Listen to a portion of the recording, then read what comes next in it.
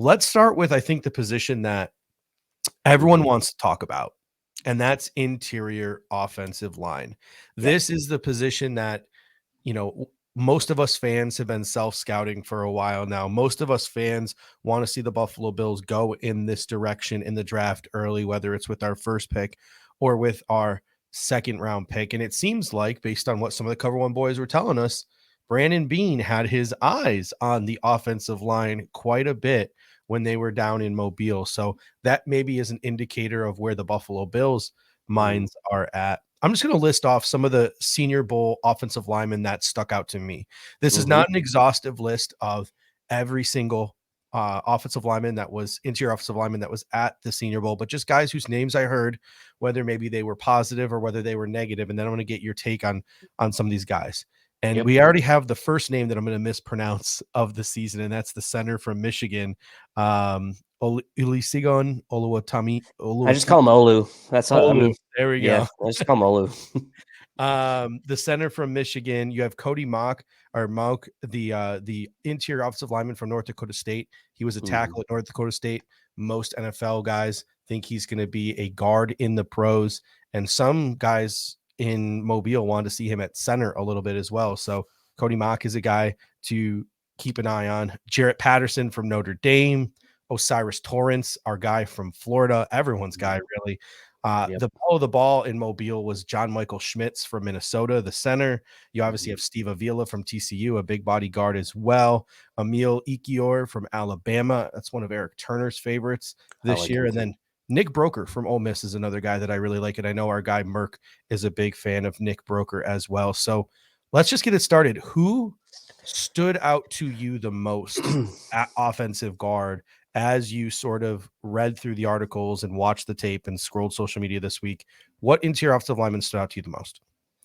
Yeah, I mean, this is tough, right, this year, because last year you go into sort of draft season and free agency for the Bills, and the glaring need for the Bills, at least the perception of the glaring need, was guard, right? And they went and ahead and signed Roger Saffold, got Rick Bates back. This year it's a little bit different, right? Because there's question marks, not necessarily about maybe 2023, but the future beyond 2023 for Mitch Morse at center. There's now big question marks about Spencer Brown at right tackle. And there are still question marks. And I figured this was going to be the case because I said, look, we're still going to have question marks beyond 2022 with this interior offensive line. So for me, when it comes to the interior offensive line, I mean, Torrance is the guy to me that if you're talking about like non-centers, right? Like, and we'll kind of talk about that separately. Torrance is the guy to me that sticks out like a sore thumb, that if you're picking and if you're the Bills at 27 and you don't address interior offensive line during free agency, and that's a guy that's sitting in your, staring you in the face at 27, and you've talked and talked and talked about protecting Josh Allen and protecting your investment, how is that not a guy that you look to as a potential answer? And by all accounts, the practice reports and all the reports coming from our guys at C1 down there, like all positive reviews from Torrance. But Ikior is the guy for me that kind of stood out. And the reason I say that is because, you mentioned Eric. Had some good things to say about him, but he's a guy that's taken an interesting path, right? He's played a lot of games in his career. He had a good year in 2020, perhaps maybe regressed a little bit in 2021, but came back nicely in 2022. PFF has him rated as a top 40 guard. In 2022, he's played in over 40 career games. He's been a stalwart on that line.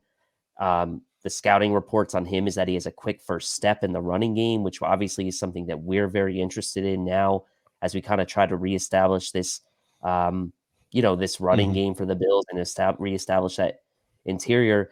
And to me, most of the things that you look at for him that are downsides, things like balance and technique, are things that to me, with the right coaching, are things that you can iron out, right? So for me, the things that are flaws for a guy like Okoye are things that are coachable. And so for me, that's a guy that stood out to me. And if you are the Bills and you don't want to invest a first round pick on an interior offensive lineman, he could be a guy in day two that maybe you look at as potentially taking. So for me, Torrance, and Emil were the two Mhm. guys. Um, you mentioned Avila. He's a guy I kind of did some research into. The one thing that I worry about him, um, it's like, is he really gonna be a fit for them schematically? Like, he seems Yeah. like he'd be maybe more of a fit in a power gap scheme. Mhm. Not to say that the Bills wouldn't go towards that now if they wanna try to Yeah. maybe make some changes, but you can't deny it. He's a two-time All-American. He's been one of the, best linemen on one of the best running teams in the country for the past 2 years. Obviously, TCU was in the national championship game. A lot of that was because of him, but Mhm. so I put him kind of on the short list there, but for And me, it's Torrance and Ikior at the top eh, of the list for me.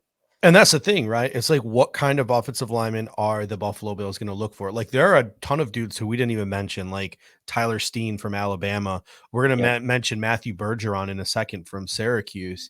These are tackles who sort of fit the archetype of what Aaron Cromer wants to kick into guard. These like 6'6" guys, these 6'5" guys, these 315-ish pounds. It's sort of the archetype. So even an Osiris Torrance goes against type. It was really nice to see because he's been listed at 6'5", 350. He was 330 something at the Senior Bowl. So it was nice to see him shed some weight and still look as good as he did. My guy Steve Avila, I like him because he's like a Yeah, dancing bear at 6 foot 330. he is very good. Left guard, right guard, he was playing at. He was taking some snaps at center, and he's even played a little bit of right tackle. So he shows sort of his versatility, and he shows that he sort of has a quick lower half. So Steve Avila is really the big one that stood out to me. But I think the big three in Mobile, the three biggest winners, I think Osiris Torrance might not even be on the board when the Buffalo Bills pick in the first Yeah, round. that's the thing. He's probably not going to be. I think John Michael Schmitz might not be on the board when the I Buffalo Bills pick in the first round. my note on him, Mhm. for at least for now, was could Schmitz be the redemption story for not taking Creed Humphrey? Like And like and in and I'll tell you what, when it comes to John Michael Schmitz, I think he could be our Eric Wood 2.0. Like, and we've heard some of the guys in the Cover One group chat talk about this. I know a lot of people are like, well, first round might be too early for John Michael Schmitz. I haven't seen a single scouting report or a single member of the draft community that has had like a negative word to say about John Michael Schmitz. I would rather them take John Michael Schmitz at 27, who's more of a traditional center when we already have right. Mitch Morse, than Cody Mock, who to me is a second round pick. And we'll get into Cody Mock in a second. But John Michael Schmitz at 27, I think would be a great pickup. You can start him at guard like Eric Wood did, and then he can transition to center. Like that is a guy who can start from day one and could possibly Mhm. be the pillar of the middle of that offensive line for a decade. I think He John was Michael the Schmitz is a no-brainer at 27. Do you feel comfortable taking him at 27? I absolutely do. He's the number 1 rated center in all of Mhm. college football per PFF last year. I mean, the rankings for him are a little bit around, like, all over the place. Like, there are some that have him kind of in that late first, some have him as a late second. But at the end of the day, if you're the Bills and you really want to make sure that you could Mhm. get a guy that can be your heir apparent to Mitch Morse and a guy that you can plug in from day one at guard, Yeah. that's your guy. And again, I'll be pounding the table for a guy like Schmitz. I'll be pounding the table for a guy like Torrance, much like I was pounding the table for, a guy like Kenyon Green or Zion Johnson last year. Schmitz is the guy for me this Mhm. year with Torrance. Like, if one of them are there at 27 and the Bills take them, you're not going to get any complaints from me. I know Mhm. it's offensive line. I know it's not sexy, but I will say a lot of the Bills Mafia community, even more so than last year, where there were a lot of people in support of taking interior offensive line. There's a lot of Yeah. vocal support and from Bills Mafia and taking up line in that first round. And now the most popular name that I'm seeing going to the Buffalo Bills at 27 in a lot of mock drafts, and that's Cody Mock from North Dakota State. And I like Cody Mock. I think he's a great. I would trade up in the second round for him. I would take him if he was on the board in the second round. I just don't know if I'm on board with him at 27, like some people are now mocking us. He is who everyone wanted to see in Mobile, and he lived up to the hype.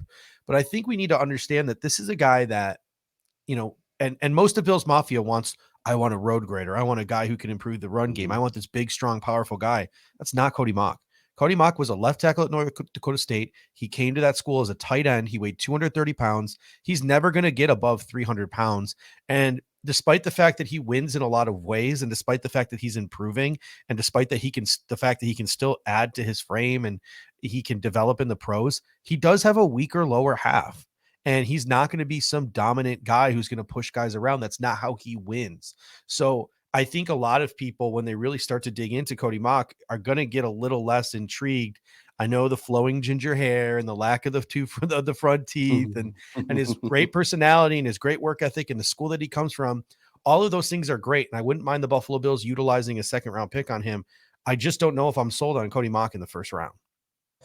I'm not sold him on the first round, but again, it could be a good consolation prize, right? If you do decide to pass. And we talked about a lot of these guys last year too, like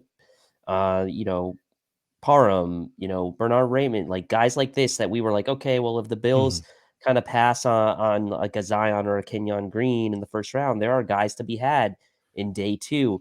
To me, that would be Cody Mock right now. Now, I'm not saying that at the end of the day, how upset would I be if they did decide to go for him there? Like at the end of the day, if they're investing in what I believe, again, we don't know how blue chip this guy is, right? I mean, he's got the great movement. He's got the great lateral agility. He's got the temperament and toughness, but how much of a blue chipper is he? I don't know. And that's the thing. Like, if I'm going to spend a first round pick on a guy, I want him to be a blue chipper. And like, I just don't know right now. And I'm not saying he can't be, but I don't know if he is that to where you feel that confident to take him in the first round yet.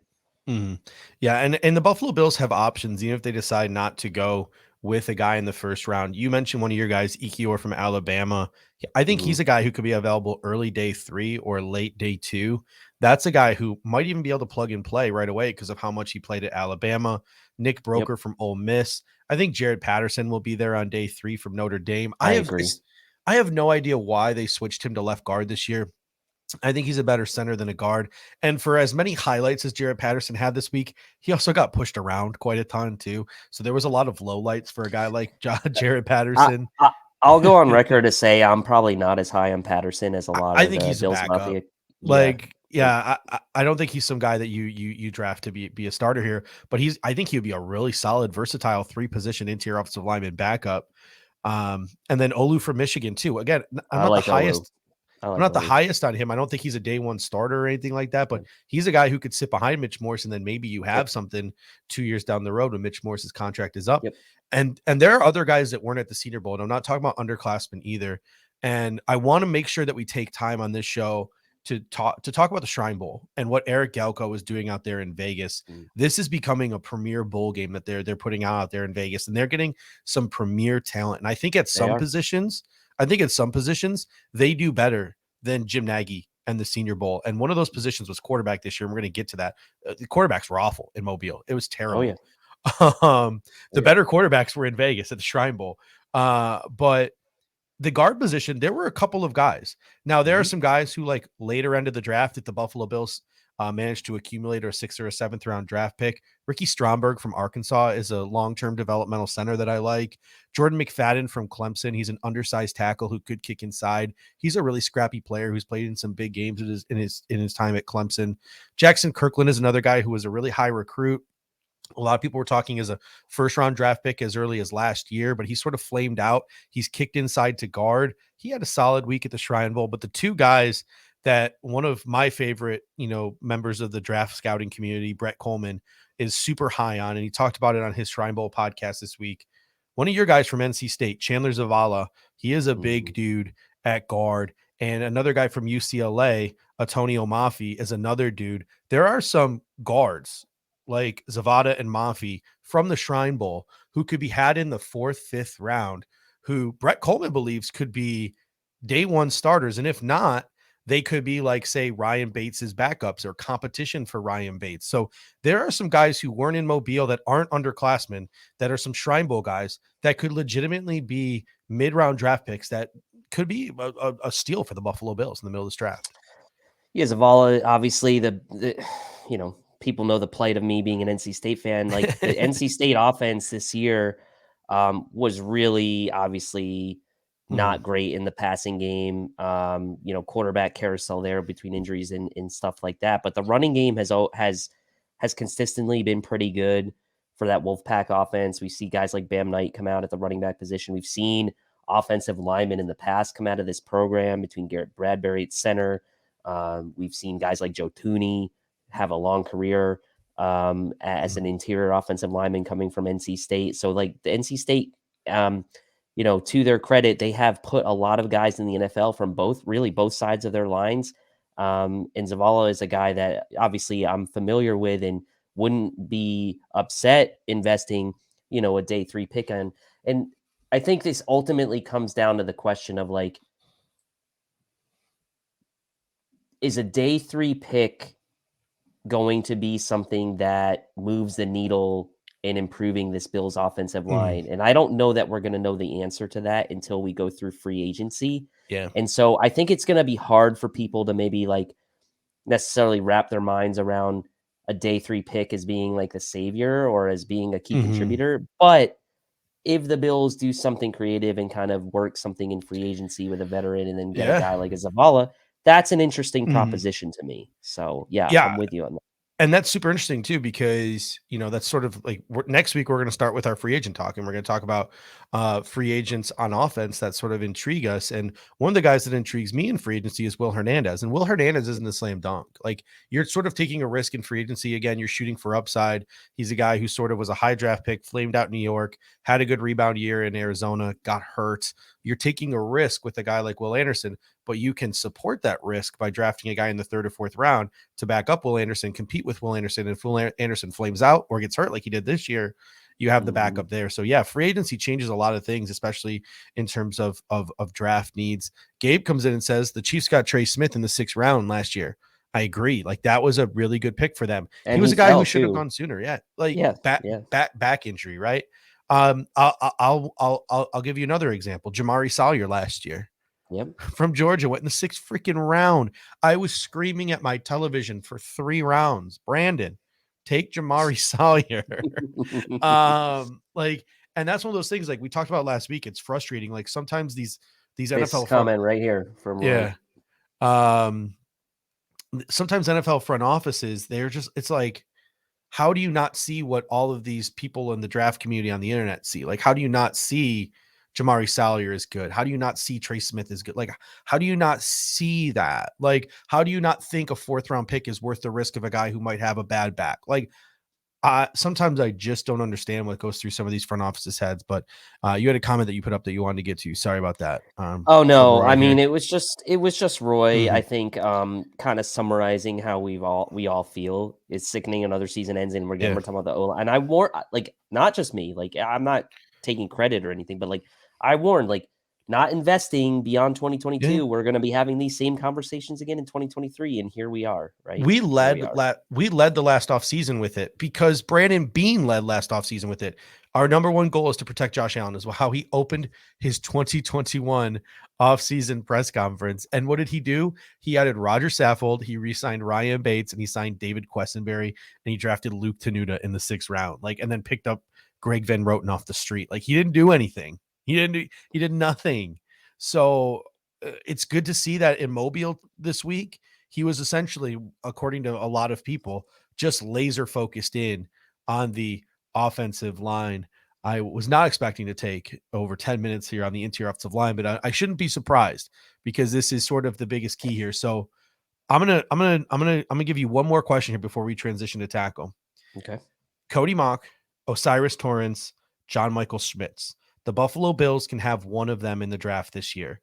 The Buffalo Bills are guaranteed to draft one of those 3 guys, Mauch, Torrance, or Schmitz. Who is your guy of the 3? Torrance. Taking Torrance. I'm taking the stud, absolute blue chipper guard, interior guy that can be a plug and play guard for 10 plus years.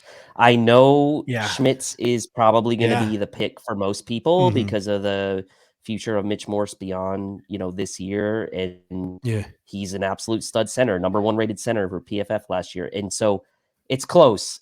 Mauch's a distant 3rd for me, though. It's Torrance and Schmitz, and then Mauch a distant 3rd. Yeah. We got Bills Mafia, the Bills Mafia Fuchs coming in saying Torrance, and Chris Kepner. He wants a free agent. He says Ben Powers, please. Yeah, so it's tough. Like I winced when you were talking because I want to go Schmitz. I want to go Schmitz, but I'm going to stick with a guy who's been my guy from day one in Osiris Torrance as well.